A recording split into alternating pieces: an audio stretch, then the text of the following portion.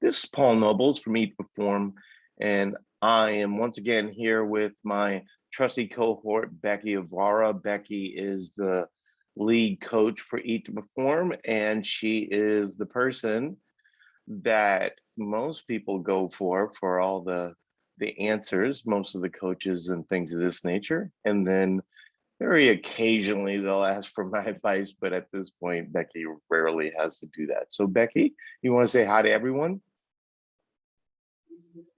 Good morning, everybody. Welcome. Glad you're here with us. So this is our lifetime clients, and we call this Lifetime Power Hour, which I don't know why, but for some reason this name feels correct. Like I've always like the OG one that we do on Thursdays, which, by the way, if anybody tried to get in on that, that was a total train wreck. My wife and I, well, let me start here, just in case you're listening to the podcast. But I was just told this week that the amount of podcast, or the amount of listeners in a podcast, that is a good amount. And we've always had that amount, and I had no idea that that was a good amount. I just thought, we would do this mostly for Eat to Performers and sort of communicate with them. But apparently there's a lot more people listening to the podcast than I thought, which is cool. I'm glad you're here. If you are looking for coaching and need a little help along the way, just go to www.eatperform.com. All right. So the topic of today, well, let me start with what I was initially going to talk about, because my wife and I, so a long time ago, this is actually when I read the book 4 Hour Work Week. And my wife and I got really intrigued with the idea of going somewhere else and living in that place for, up to 3 months, right? And we kind of compromised on a month, and because of COVID, it's allowed, and my wife working remotely, it's allowed my wife to be a bit more flexible with her schedule. And so we did the first one in January, I believe it was, where we went to Charleston, South Carolina.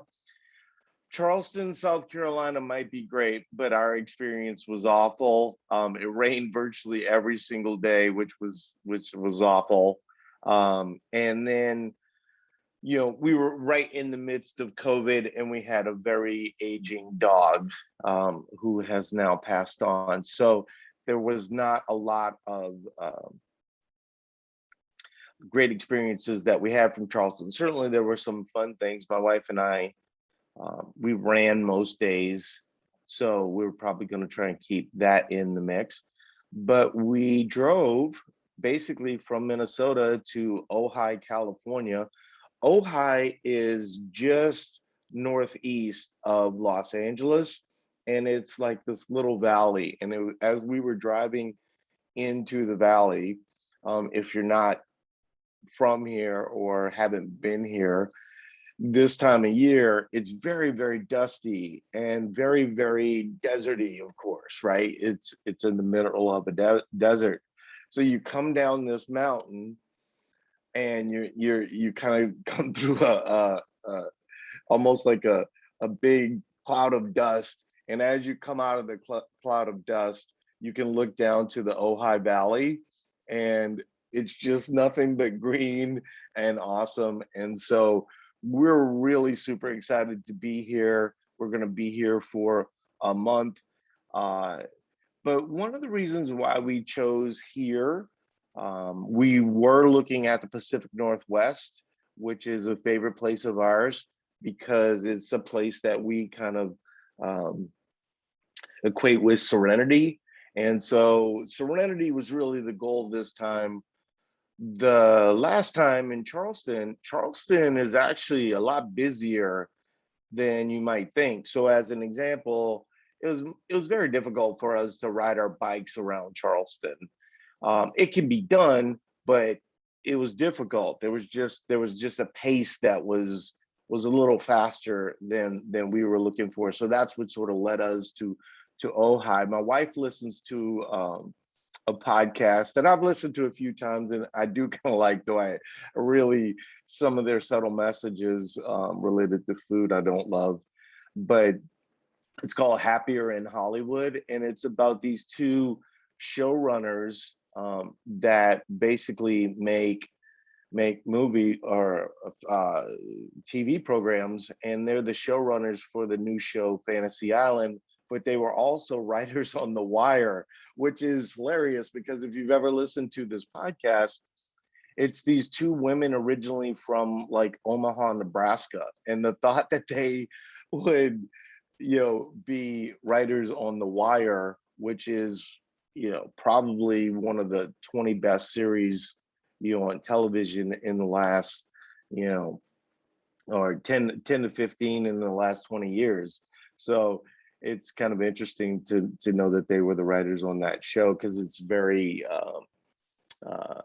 macho, very not Nebraska, I guess is the best way to say it. So we're really excited to be here. We're really excited to kind of bring some serenity, and hopefully some of these lessons that we're learning we can bring to all of you. And it's kind of interesting in that regard. One of the lessons that I think a lot of people don't consider is that when you're traveling or when you're in Las Vegas was one of the stops that we made. One, whether it's a plane flight or a car ride, there's often a certain amount of stress to it. And if you're short on sleep, just because you ate and drank a lot the previous day, it might not mean that that's the best day to work out. Like, I have a Whoop, and so it gives me statistics on how I'm doing.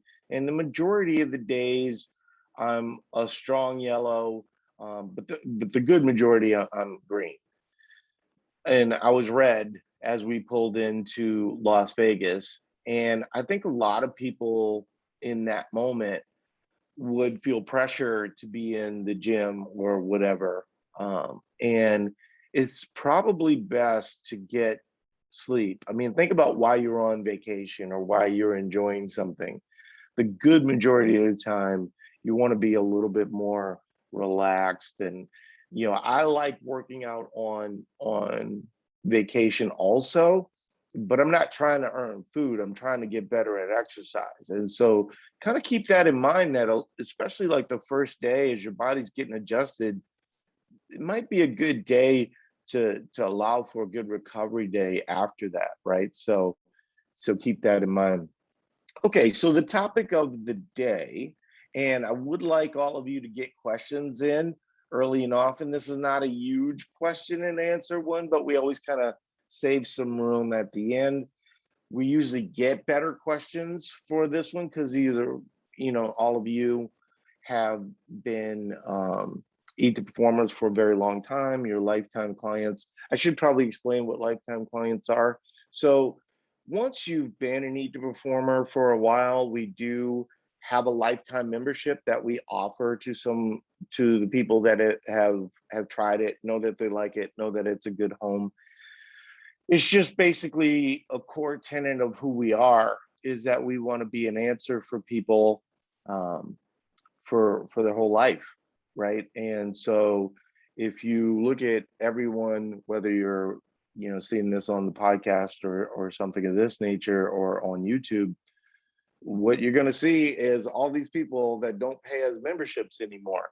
And so that was something that kind of came about around 8 years ago, when we sort of thought that as a pitfall of the diet industry, and that the diet industry sort of created to kind of set up almost for people to fail. So that's why it's so important to us. And we have roughly 6,000 lifetime members. So it's a good thing. And I think clients really like to have that option, and they like to, not everyone, is actively, logging their calories all the time, but I think having the ability to come back and kind of clean things up every now and again is really good, as they set in place the parameters for long-term life where eating is a big part of who you are. All right. So we have a lot of people going into fat loss. The last Lifetime Power Hour, we talked about talking to your coach. Hold on one second.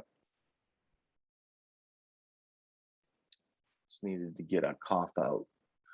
The last Lifetime Power Hour, we talked about scheduling your fat loss, when it might make most sense to do that, and why communication with your coach is really important. So we know we have a lot of people. September, ironically, I don't think I've ever said this on a podcast, but it's actually our biggest month.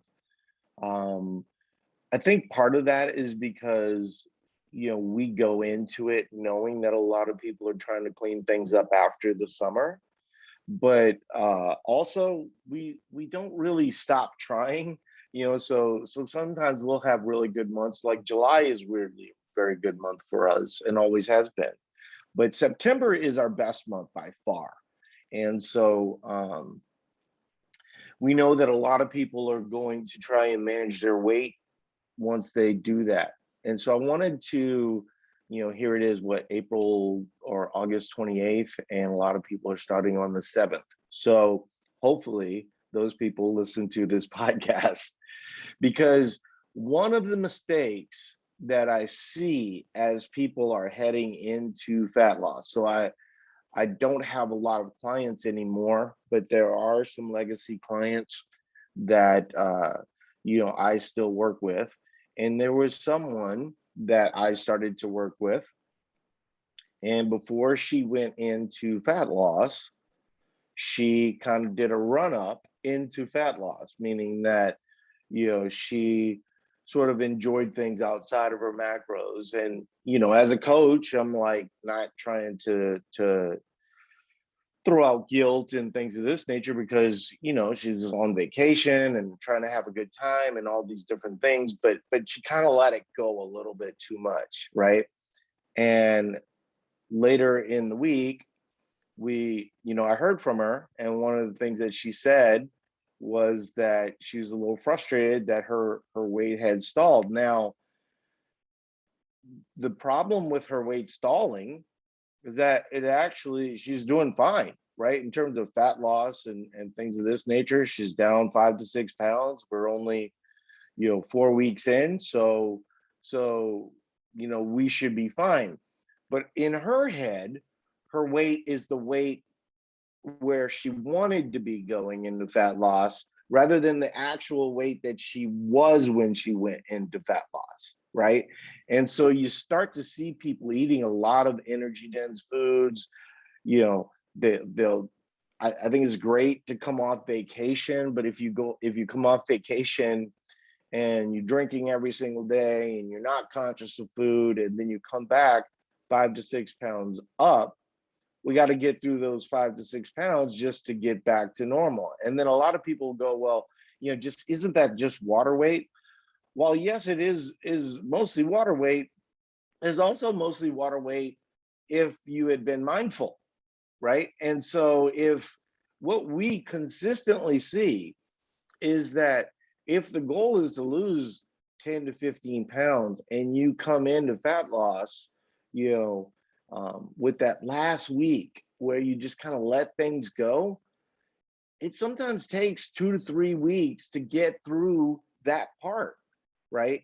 And then there are other times where, and I think this is probably the better example, is that a lot of people aren't logging at that point. They're maybe on vacation or something of this nature.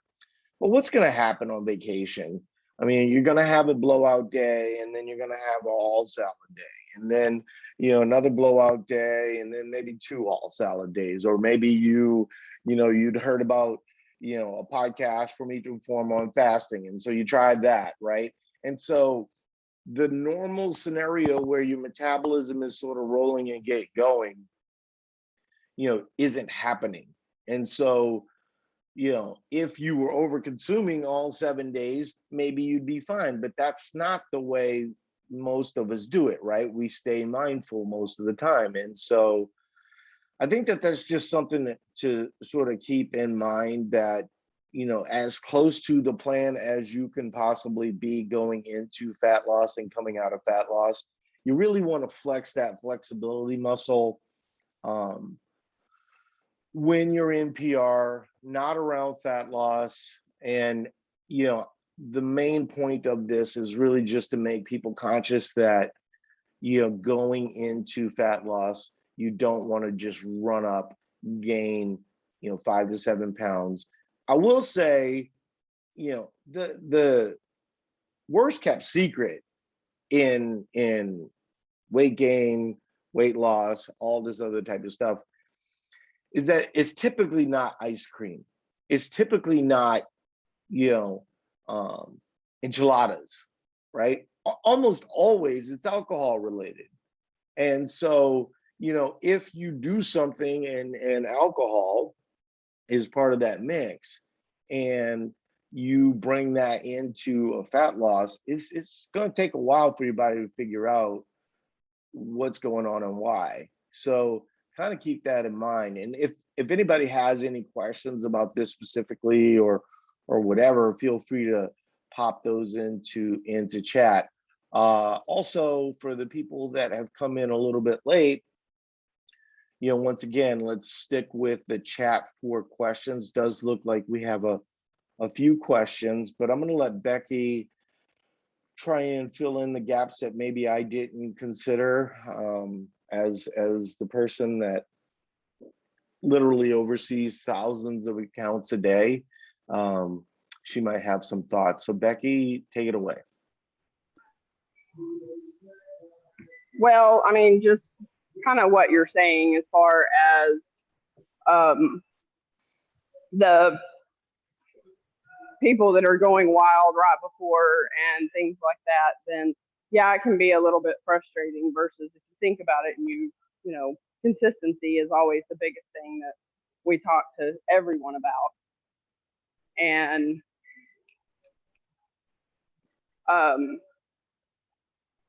we want to make sure that we are able to keep that enthusiasm in the beginning. And yes, some of it is water weight in the very beginning, but that does help to spur us on with what it is that we're striving for, because there's no point in being in a deficit and not getting anything done, which I say to many clients every single week. So we do want to try to make sure that we keep things consistent going up to it, and make sure, some people, they undereat going up to it also. So it does go the other direction also, and we don't want to do that either, because that doesn't set us up for success. Gotcha. It's funny because as we're looking at this, there's 50 people on the call, and one of the 50 people is just banging out a bunch of pull-ups, which is so easy to perform. Hey, Nikki, we see you up there. Yeah, and she's also doing them in her Eat to Perform shirt. So it's very, very on brand for us. All right, so let's go ahead and dive into the questions. And if anybody has any specific questions related to the topic, I would definitely appreciate any of those also. Becky, take it away. Okay, so the first one is, on one recent podcast, Paul mentioned a change in the program, moving away from pushing up to higher levels of carbs, as earlier could be like 400 carbs, even for not high performance athletes. What is the reason behind the change, as I personally find good? Well, the reason behind the change is because it's unnecessary, right? I think the goal is to find what the sweet spot is. And that original place where we would push people, let's say, to 400 grams of carbs and they were weight stable, just it is kind of a false identifier. Like, it's good for weight, gaining lean mass, right? And it's good for, doing more things. But I think also it was kind of putting people where they felt pressure to sort of work out. And the one thing that I didn't like about that was it felt, well, I'll just tell my experience, because one of the things that I talk a lot about to people that have lost a lot of weight, right? So like I often identify with those folks, and the hardest thing to do is to go from the place where you've lost 100 pounds, right, to what is like the sweet spot, and for me, that sweet spot was actually a lot higher in weight as I built muscle. So for those that don't know, I've been able to put 20 to 25 pounds of muscle since my weight loss, which was 11, 12 years ago at this point. And so that was a very difficult thing for me to deal with, right? Um, but I was gaining muscle. I could see that. I could see that my body fat wasn't changing, through my body fat scale, which, we, if you're a long-term meat performer, you probably know that that's a little bit not the greatest data, but it helps me. I also can look in the mirror and go, man, I have a lot more muscle than I used to have. But I'm not sure that that was everybody's goal, and I definitely saw that people viewed it differently. So like in my example, I was fine gaining muscle, which meant that my work capacity was actually much less than it used to be. I think a lot of people, and when I say people, I mean women, right? Because the majority of the users of Eat to Perform are women. I think women feel more pressure to work out more in that instance, and I don't think that that's necessarily the message that we want to send. That if you're eating lots of food, that you need to work out all the time, because it kind of it sort of sets up this earn your food mentality, which I don't really like. And so that's basically it. But at the end of the day, there's a lot going on behind the scenes that a lot of you guys don't know. And when we look at this data, we're trying to see what it's telling us at all times.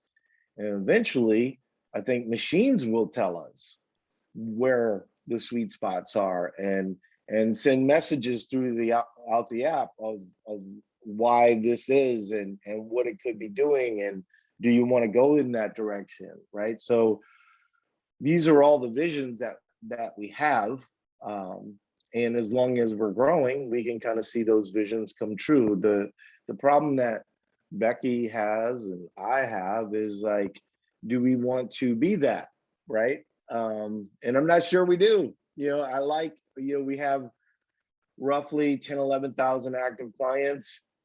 That's more than I could have ever dreamed of, right? Nikki's moved on to handstand push-ups. And so you're in this weird place. On the one hand, you want to keep bringing to bear like these cool features and all these things that you can add. On the other hand, you sort of want to stay sort of in the lane that you are dominating, right? And I still feel like we're saying these things that really no one in the market has died to start to say. So it's made for kind of an interesting um, niche for us to dominate. So I wanted to answer another question, which was Becky sort of answered in chat. Someone asked where are the latest articles, and Becky answered it on the public page or in the Facebook group. There is another place now. For those of you who haven't seen, we changed the website. We've updated the website. And so now it's allowing for us to have these blog posts over there also.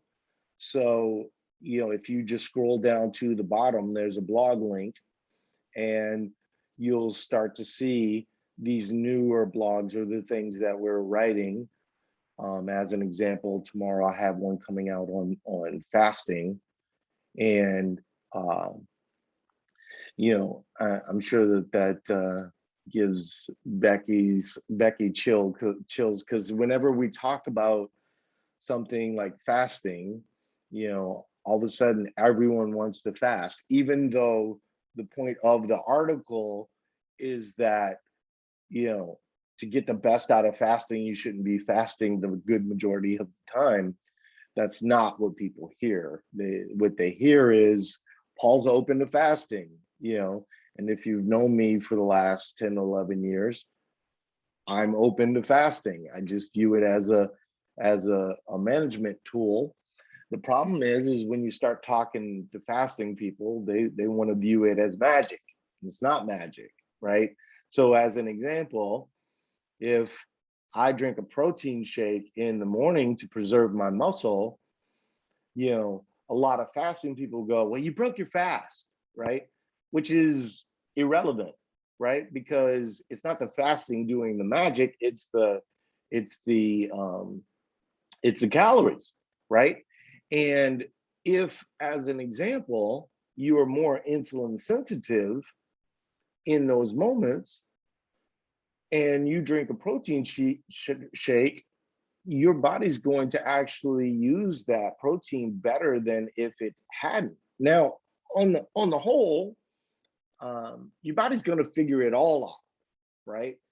So if you're losing weight because of your fasting, it's because you're eating less, right? It's not autophagy, and it's not it's not catabolic and all the words that fasters like to use.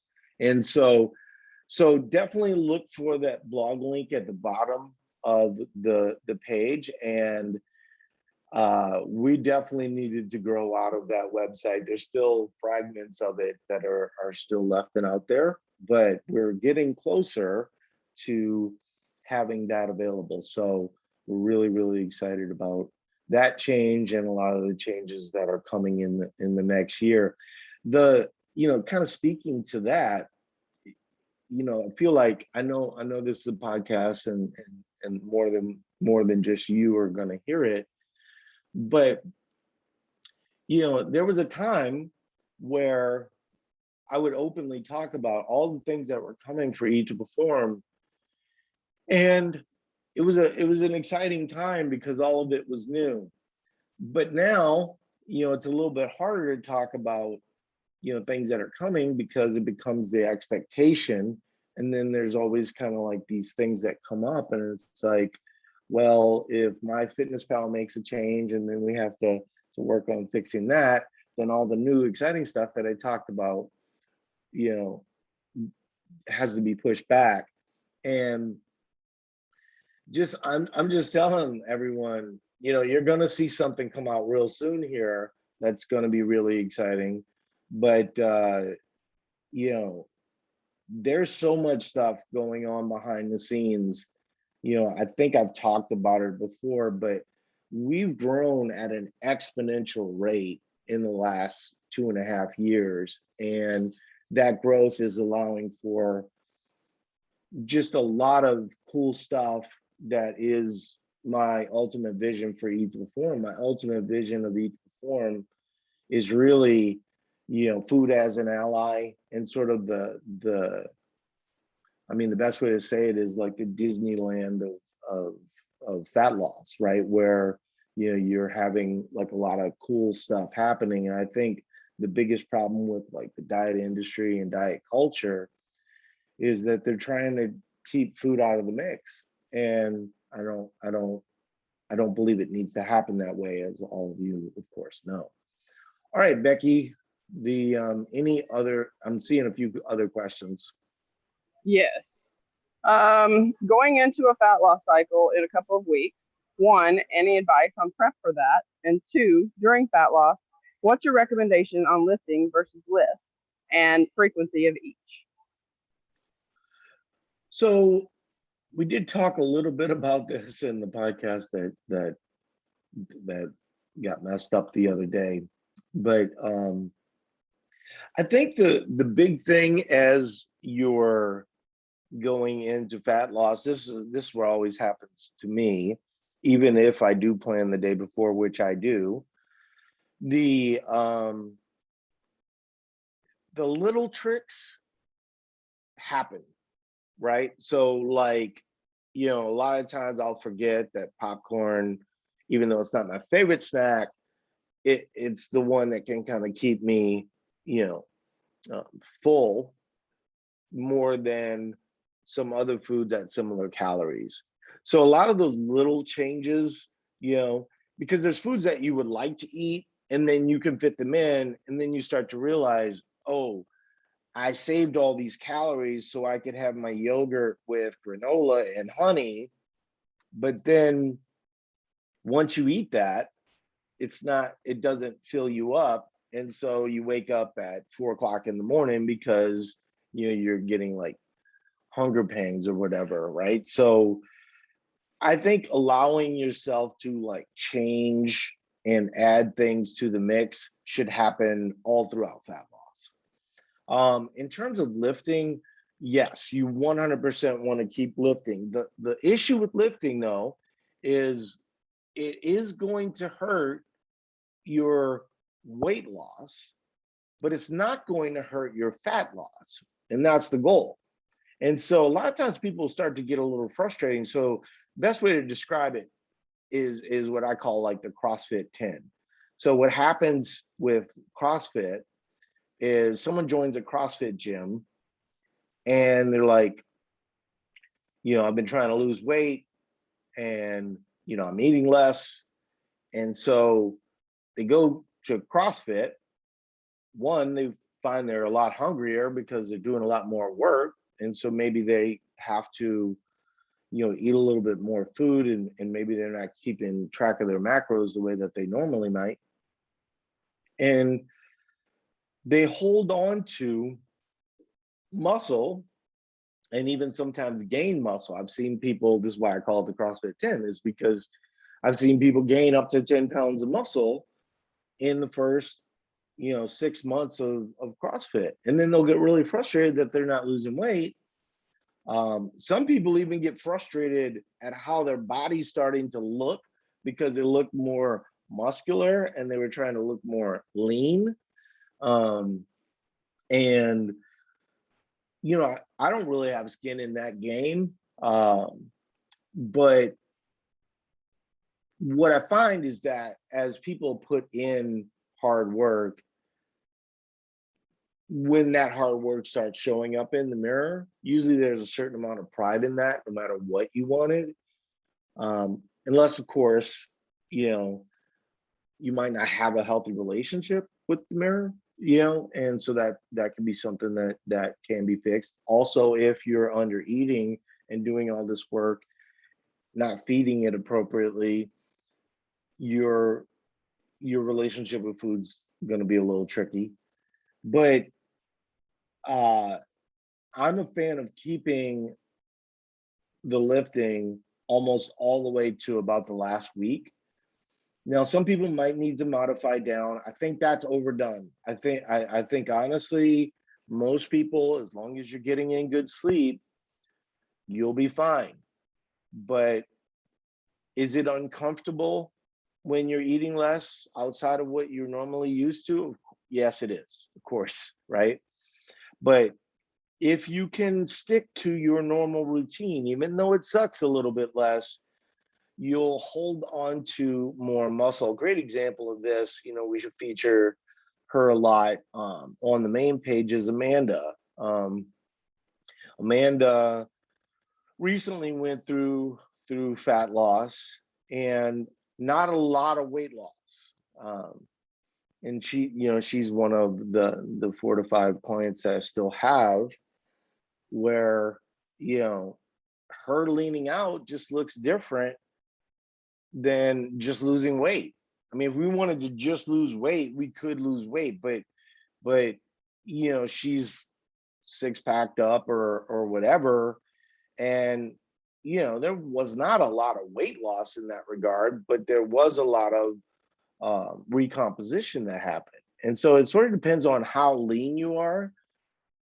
That will be a large factor on what you see in the mirror. So I'm a fan of lifting the majority of the time. And then, if you want to have like a last week, some people up to 2 weeks, where you focus a bit more on lists, that's something I am recommending more, and Becky's recommending more as we go, right? So I do think that that's helpful. Annalise, who's one of the people that posts, she's Lease Life Lover in the group, she that last week to 2 weeks ended up being like 5 pounds for her. Now, don't listen to that and go, oh my goodness, Paul said do lists and I'll lose an additional 5 pounds. Her experience is her experience. Your experience might be different. Becky, We do have a question that is kind of, wrapped up in what it is that you're talking about. So I'll skip it and then we'll go back to the other ones. But she said, I'm at the tail end of my first AP and severely strained my back 3 weeks ago. So have not been able to weight train at all, only walking. I'm still slowly losing, but wondering if that would be muscle loss already. When does muscle atrophy usually start? So yes, you're going to lose muscle when you're not activating it, right? Whether that's tissue loss or being a little bit less hydrated or something like that, I think that's of debate, right?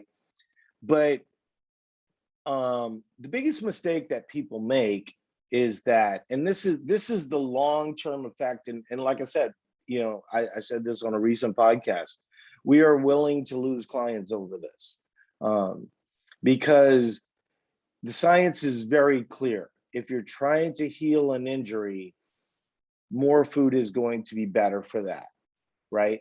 And so even though you're not lifting, having that additional food in AP as you move to PR, I don't know which phase you're in. So if you're in the second phase of AP moving to PR, or if you're in the middle phase between fat loss, having that more food is going to be more favorable for your recovery, and it's also going to preserve your muscle better, right?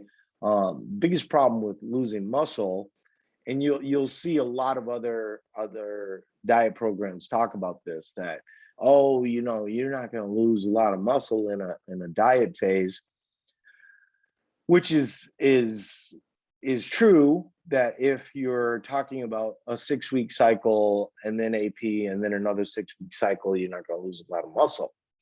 But the way that people lose muscle is when they're under eating all the time, right? And so naturally you think to yourself, I'm not doing as much as I used to, or my workouts aren't as hard.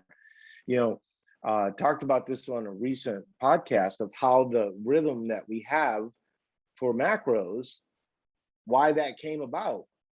And the reason why it came about is because when we left it in charge of all of you, you would just go, didn't run a marathon today, low day. And then it would just end up being low day, low day, low day, low day, low day, kind of medium day, right? And so we had to stick to what we knew worked better, right? And even though that I'm saying that a little bit tongue in cheek, it does go back to the data that we talked about earlier, is that we had a lot of people doing it the right way, a lot of people doing it the wrong way. And we just said, this is gonna have to be the way that we do it, because, if we do it the wrong way, people aren't gonna get the results that they want. And so I would rather have a customer leave frustrated because they didn't want to, do the right thing, rather than having them do the right thing and then ultimately get the right result, right? There's only, the reason why you hire a coach is for that coach's knowledge and the program's knowledge. And so even when we talked about earlier with the 400 grams of carbs, those people in that process were all weight stable. They were fine. They were setting up things from the standpoint of muscle building and performance and all these great things, right? But people were feeling this pressure to be something more than they were, right? And then if they would go to Vegas, or they would go to Nana's house, or all these different things that would cause weight to spike up, they would want to pull calories down, right? And so when you have things at a more reasonable pace, they don't necessarily have to do that. Remind me of the question again, because I want to make sure that I've addressed every piece of it. I'm still losing slowly, but wondering if that would be muscle loss already. When does muscle atrophy usually start? No, so I covered it, but yes. The other thing too, I know that back strains can be difficult, but the other thing I would say is look at it as a real big opportunity for doing upper body. I mean, strict presses as an example, great thing. You can even do like a military press that keeps the strain off of your back. So try and view, my big change personally was when I started to look at injuries or when I tweak something as opportunities to get better at something else, right? So there you go. Okay, and let's see. If vacations and holidays are not on the table, i.e. do not exist, which factors best figure into scheduling fat loss? I think in my mind, it really comes down to where you are mentally, right? And so, if we just go normal stuff, where you've got work stress or something of this nature. But as an example, if you have a big project coming up with work, scheduling a fat loss and making everything in your life a little bit more difficult, I think is probably not the best way to go. And so I think what you want to do, the way that you want to think of it, is you want to set up kind of this scenario, right? I mean, remember, performance isn't performance just for nothing, right? Like, we're not trying to eat more to set up the times that you eat less. We're not trying to earn the right to diet, right? What we're trying to do is set up this paradigm that allows for a healthy relationship with food, a healthy relationship with body composition, and all these different things. And so if you can mentally go into fat loss, I know we all have a little something, but with most of the things off the list, and you're proactively going into it rather than reactively looking at it, then I think that's the best way to be. But it's not more complicated than that, right? It's just, if you have something come up, delay your fat loss for 2 weeks, see if you can get past that, and then move on. I think the problem that we all sort of have right now is not that these macros are working or aren't working or anything of that nature, because we just don't find that. What we find is that people don't manage the difficult moments in their time or in their life to where food is still working for them. A great example is a client that I was looking at their file this week, and their husband's having health issues, their daughter's having health issues, things of this nature. I mean, she's having trouble eating, right? She's having trouble, trying to stay conscious of meals and things of this nature. And I'm making the case to her that she really needs to, so that she doesn't make the situation more difficult. But you're talking to someone dealing with a lot of stress in that moment, right? And so everybody deals with stress a little bit differently, but a lot of times stress eating is my boss was mean to me today and I stress ate that day. But when you're dealing with real stress, like kind of she's dealing with, or a death in the family, or death of a pet, or something of this nature, oftentimes it's difficult to eat, right? And so I think a lot of people look at stress eating almost as a crutch sometimes, whereas stress eating to me tends to look a bit more like a day went off the rails and then I ended up over consuming on that one day. But in an actual stress situation, often it's difficult to eat. And so I think if you can analyze it and go, yes, well, I think that example is a great example, right? If your husband and daughter are having health issues, probably a bad time for fat loss. So if you're in 2 to 3 weeks into fat loss and you want to cut it short because that happened, I fully support that.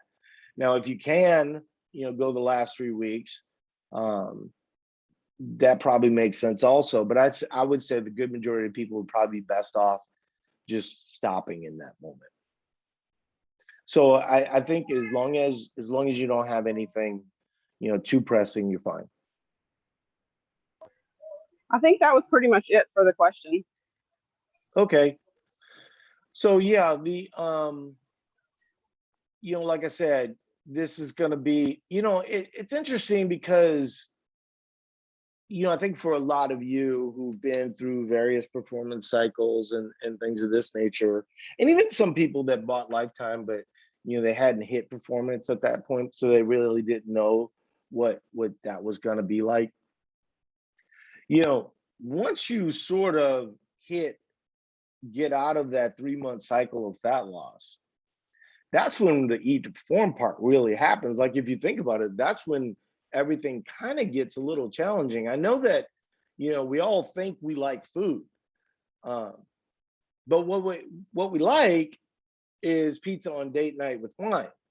We don't necessarily like having more rice on Tuesday to fit your macros, right? That's, when people talk about carbs, they often, especially non-eating performers, you start talking about carbs. I mean, it's so shocking, how much carbs have been canceled. I mean, the things that people say, they don't realize that, like, there is a very unhealthy relationship with the way that many of us view food, and it's contributing to the problem, not helping the situation. And so, when you're trying to keep that metabolism going on a Wednesday, that's where the real hard work gets done. And I say this all the time, it's not a blaming thing. It really is just the facts, is when you're eating more, there's more pressure to go to the gym. There's more pressure to do the things that allow your body to function at its best. And so I think there's a lot of people out there that are under eating and eating 1,000 and 1,200 calories, that when they go to fat loss doing eat to perform, they're like, oh, this is great. This is where my comfort zone is. The real comfort zone, as all of you know, or the discomfort zone, as all of you know, is when the food comes back. And it's sort of interesting to me, we had a lady talk about another program, and that she just started that other program, as if that program was, as if there was an element where, all we do is feed people. I don't think that you can go into, in the program that she was speaking of was a 1 calorie number, right? So it's basically like a diet program from 1960. And when you go into a fat loss phase through us, there's a definite way that gets done. And then as food comes back, there's a definite way that that works. But if you went to another program with one set of calories, and then you eventually came over to Eat to Perform when you plateau in that situation, it would have been helpful for you to see what happened the right way, right? And when I say the right way, I'm not saying it from the standpoint of an opinion, right? There's just enough data at this point that shows that the more gradually you build in a deficit, the more results that you can get. And so when we did it that way, we didn't do it out of nothing. You know, we used the paradigms that bodybuilders had used all along and introduced those to new people because there was a lot of data that supported that. But when you look at like the mainstream diets, you know, they tend to support, you know, 1 calorie number, which ends up being like a tune up. And then they don't set you back for when the food comes back, you know? And so, you know, all of these things matter. And so when people get exposed to these ideas that are very blah ideas that carbohydrates actually can be useful in your life, you know, people are very confused by it, right? Because they're hearing all of this other kinds of stuff. I mean, we had an article, you know, that I republished related to sugar addiction, and nothing gets people going like a discussion of sugar addiction. And it's so weird because who's pro sugar? You know, like no one's pro sugar. Like we're pro more food, but we're not pro sugar, you know. And the article could not be more down the middle of the road, right? That if you eat an adequate amount of food, you're not going to crave fast calories, which is what sugar is, right? And empty calories, you know, and that if you can fill those empty calories with actual calories, you know, sugar addiction becomes less of an issue for you. And it's just so funny that, you know, these issues, they're not real issues.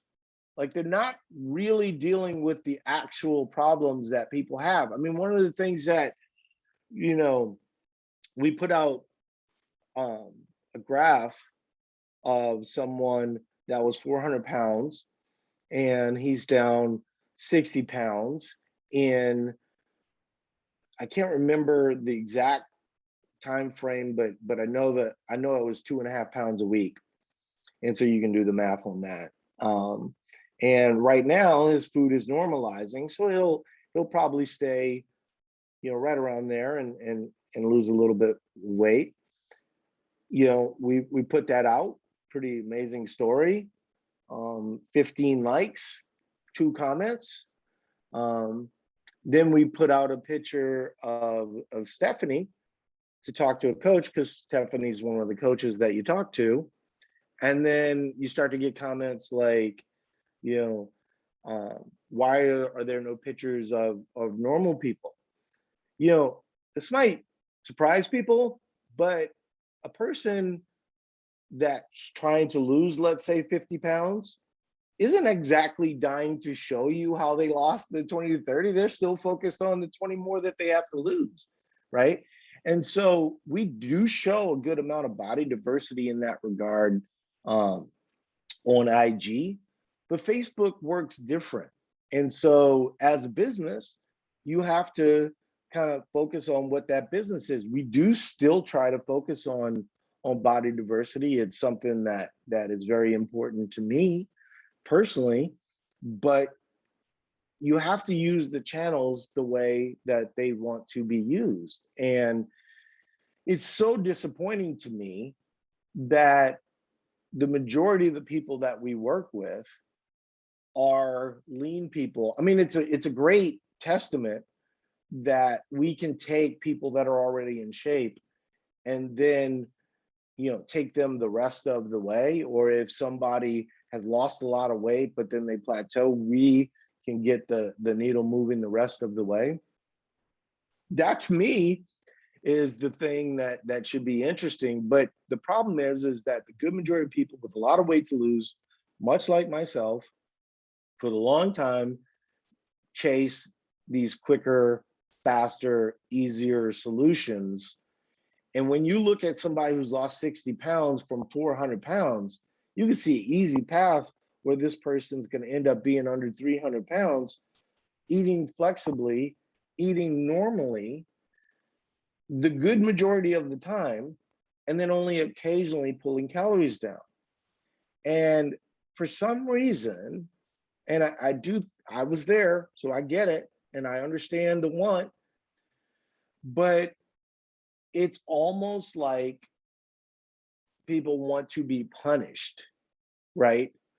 Because they were naughty, you know? And I remember that. I remember feeling that, you know, I was bad and I needed to go in a timeout related to food so that I could fix the problem. But it never fixed the problem, right? There was just these constant rebounds and things of this nature. So this is something I've been thinking about a lot on the car ride. It's like, how can I talk to these people and be an advocate for them?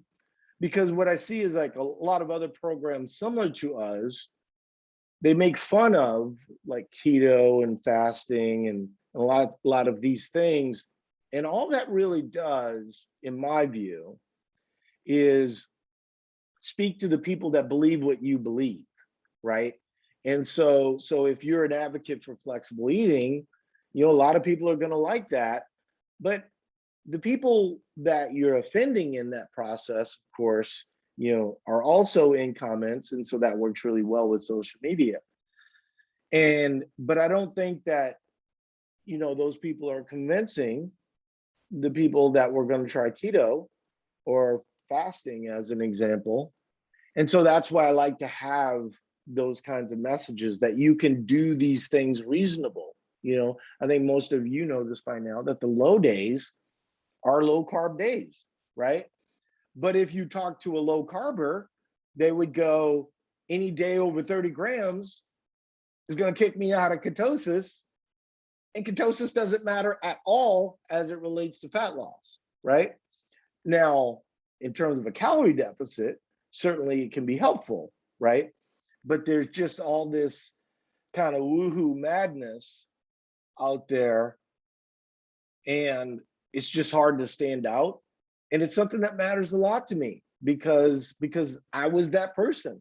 And every time we get to deal with those people, we give them great results, and the results that they can sustain. But you know, when their friends look at them, they go, well, that seems difficult. And that's because it is, right? When you're making these major life changes, I mean, if you're, you know, in the case of the 400-pound guy who's just come in, by the way, the people that do this, do you literally think that ketogenic dieting is not difficult? It becomes difficult like real fast, right? Fasting becomes difficult real fast. And so if you can kind of slow things down and do things a little bit better, this is something that I've been thinking about a lot, you know, especially as we do this, because I want to help, and I want all of you, you know, who are all, you know, mostly fit to reach your goals. But that I don't want that to be the only thing that Eat to Reform's about. And to me, you know, I think kind of getting out the message that any form of dieting that you do is going to be difficult, but at the end of the day, what you're really trying to do is lose the weight and keep it off. And, you know, hopefully we can start to get that message out there. But putting, I can tell you for fact, you know, this is something we've tested often, is that showing someone that went from 400 pounds to 250 pounds is not as motivating as someone who made it all the way, right? And I don't get to make the rules of the internet. That's just the way it is.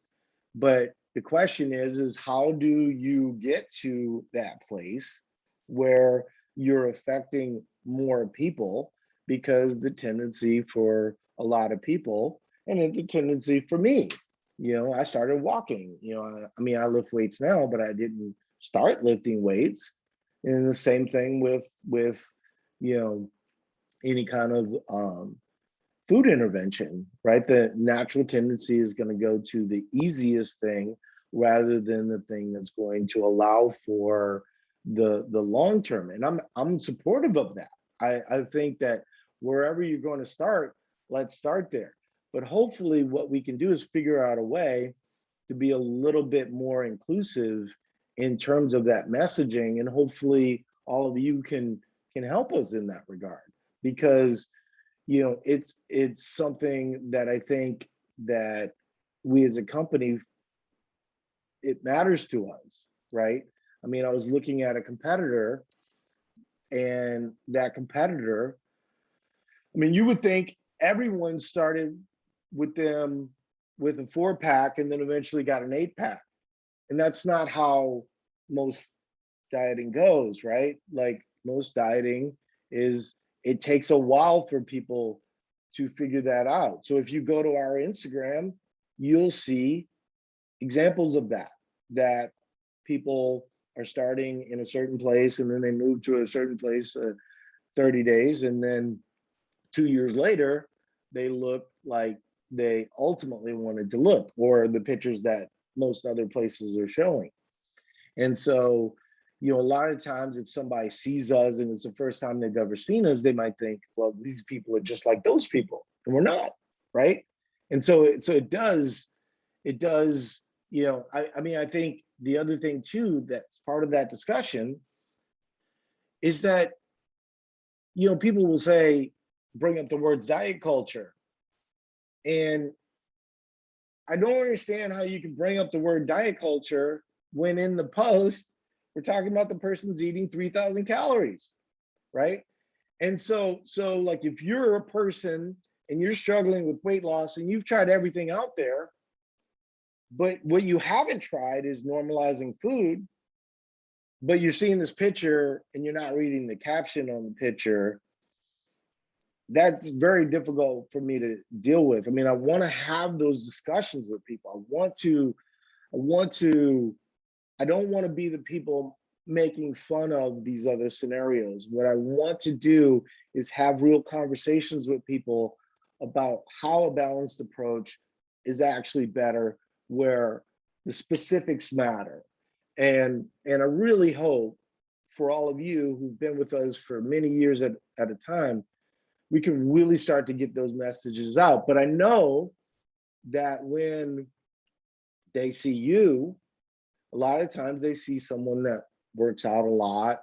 They see someone that is, you know, very committed to their health, and they're just not in that place in that moment, right? So weirdly, I mean, I'm looking at 4 to 5 pictures right now of really fit people. But the problem is that the people that we want to talk to, they're intimidated by you, right? They don't want to really hear your message. They would actually be more interested in hearing a message from a Reddit board, you know, than someone that's actually doing it in an applicable way. Because what the excuse that I used many times, right, was, so Kim, I'm just trying to look at someone that I'm kind of the avatar for this. If I saw Kim when I was 100 pounds overweight, I would have never approached her. I would have never said, hey, Kim, what's your secrets? What do you do? And then Kim would tell me all the great habits that she has in her life, that she tracks food. And I would leave walking away from that going, I'm going to go back to the fasting Reddit board, right? With a lot of people that don't have the good habits that Kim has, right? Because Kim would have been intimidating to me. I don't feel like we're intimidating in that way, but I think that you can't put yourself in the place of people and the way that they feel in that moment, because they want something extreme, right? They want to graduate or to you know, well, graduate to a place of their life where they look different. So they don't look at Kim's daily journey as being the path to get there, right? Because they go, well, she's always been fit. I hate that, you know, that people say, well, people that have always been fit or some level of fit, you know, most of us have had some challenges with weight, right? And then how you got that together is very important. But when I look at very fit people, I see them as avatars for people that I want to be, right? And so, yes, people have lost a lot of weight. Yes, you want to know that information, but the people that have been fit for life also are helpful. And so I wish that when I was trying all the extreme things that I tried, and then rebounding 75 pounds and 80 pounds, you know, that I would have been more open to a better message. So when all of you see, this is a long diatribe about how we're going to try and get that message and why we need you to help us. It's because I don't think that fit people making fun of people that are struggling with their weight or struggling with obesity or things of this nature is the way to speak to someone. I think it's condescending, and it's something that I really hate about the diet industry. And you know, one of the biggest things I hate about flexible eating in general is that, you know, we all believe that we've solved it all, right? And the reality is that it's calories the whole time. It's always been calories. It'll always be calories. But what you don't hear from those flexible eaters is that they have some of the worst habits also, right? And you know, we could get into a lot of that type of stuff, but because you know, some of that stuff has elements that have a real unhealthy relationship, and similar to the unhealthy relationship that they're trying to make fun of, right?